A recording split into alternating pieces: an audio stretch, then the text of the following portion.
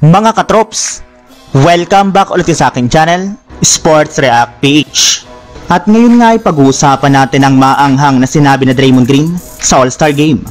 Pag-uusapan na rin nga natin dito sa ating panibagong video, ang balitang nagpahiwatig na nga po si Kevin Durant sa Los Angeles Lakers.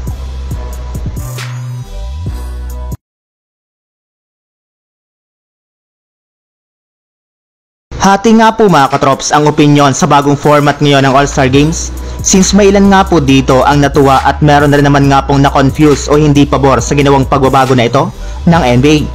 At sa parte nga po ng dating All-Star na si Draymond Green ng Golden State Warriors, isa nga po siya sa mga tumututol sa bagong format ngayon ng NBA. In fact, matapang pa nga po nito na sinabi ng mga manlalaro nga po sa Rising Star ay hindi deserving na makalaban ang mga totoong All-Star. Yes, wala nga po itong takot na disrespect ang mga Rising Stars, kagaya na lang ni Dalton Knecht na kabilang sa mga rookie ng Team Candace Parker na natalo rin naman nga po agad sa kanilang game laban sa Team Shaq. Bukod rin nga po dyan mga katrops, ay hindi pa nga po natapos ang maanghang na salita ni Draymond Green sa harap ng media sa All-Star. Gayong ito na nga po mismo ang nagsabi na pinapangako nga daw po niya na ang Golden State Warriors pa rin ang magkakampyon ngayong taon sa kabila ng kanilang pag-struggle at pagbagsak sa standings ng Western Conference. Samantala, punta naman tayo sa ating sunod na pag-uusapan sa balitang nagpahiwatig na nga daw po si Kevin Durant sa Los Angeles Lakers. Napag-usapan na nga po natin mga katrops na plano na naman nga po ni Kevin Durant na sumama sa mga superstar at bumuong muli ng kanyang sariling bagong super team kapag umalis na ito sa Phoenix Suns.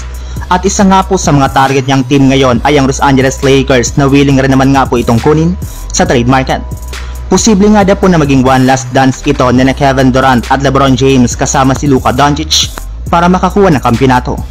Pero hindi rin naman nga po ito magiging madali dahil kakailanganin nga po dito ng Lakers na magsakripisyo ng napakalalaking assets para lamang makuha ito mula sa Phoenix Suns. Subalit ayon nga po sa kalalabas pa lang na balita ng isang NBA insider, willing rin naman nga daw po ang front office ng Lakers sa pangunguna ng kanilang general manager na si Rob Pelinka na willing nga po sila na gawin ang lahat ng kanilang makakaya upang makakuha lang ng mga tamang piyesa na isasama nila kina Luka Doncic at LeBron James. Ibig sabihin, mukhang gagamitin nga po talaga nila ang lahat ng kanilang mga resources upang makuha lamang ng Lakers si Kevin Durant sa isang trade mula sa Phoenix Suns sa darating na offseason.